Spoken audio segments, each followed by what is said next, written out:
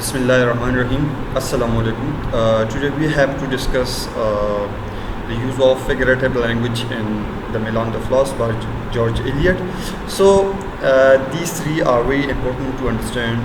Firstly, so what is symbolism, what is imagery, and what is allegory. So if you understand, so you will be able to understand the use of water, the use of river, the use of flood, and so many other things in this novel that has been used by the writer. So the purpose of these things, these images, these real things in this novel, what is the purpose of it? So the first thing is symbolism. So what is symbolism? Symbolism is the use of symbols to signify ideas and qualities by giving them symbolic meaning that are different from their literal sense.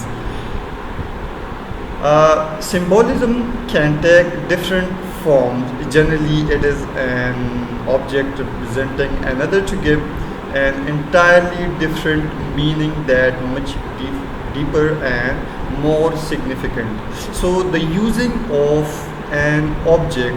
So the using of an object and the meaning of that object is given by the context is totally different. So shifting of a meaning is depending on the context. Like if you use a word, so what is the purpose, what is the meaning of that specific thing? So it totally depends on the context. Like we have a word, a chain. So the first thing that if we use as positive connotation, so it's mean that the union of a people, a group of people, that they are united. So what is the negative meaning of that chain? It's mean imprisonment. So I told you that it totally depends on the context, on the situation, and the using of that word like chain and the meaning union imprisonment. So these both meanings are totally different from the words. So the symbolic meaning is understood by when, where, and how it is used. Like if I say that there is a word dove, so the meaning of dove is peace. We have another like word black. So what is the meaning of black? Red. The meaning of red. So the use of these things in our text, it has a meaning. It is totally depends on the context.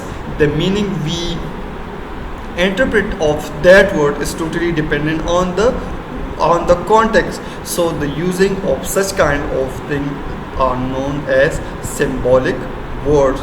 So symbolism is the use of symbol, and it has a signify ideas or qualities by giving them symbolic meaning. Second thing is imagery. What is imagery? Imagery means figurative language to represent objects of actions and ideas in such a way that it appeal to our physical senses. How many senses we have? So there are five senses. So the using of imagery, that it gives us a kind of senses. We feel, we understand, we resemble it according to our senses. So usually it is used that imagery makes use of particular words that create visual representation of ideas in our mind. So we have some kinds of pictures, some kinds of senses we have by using such kinds of words. So the word imagery is associated with mental image. Like if I use a sentence, it was dark and dim in the forest. So like there are two words, dark and dim. So if we use these two words, we have some kinds of visual images, and these visual images are different from person to person because of social, ethical, and moral values. So every person has different experience. Because of experience, we have different images. But the use of imagery means that when you use words, these words gives some kinds of visual images to our minds, and in the using of imagery we have to involve our senses. Now the third one is allegory. What is allegory and why it is used? So allegory is a figure of speech in which abstract ideas and principles are described in terms of characters, figures and events. So it has purpose of teaching or explaining an idea or a principle, and the objective of its use to teach some moral lesson.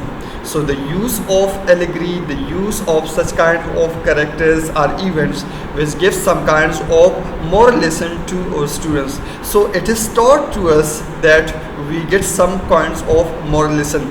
Like in our childhood we studied some short stories like thirsty crow, greedy dogs, nature can be changed. So like these are some short stories, some stories which has some allegorical meaning.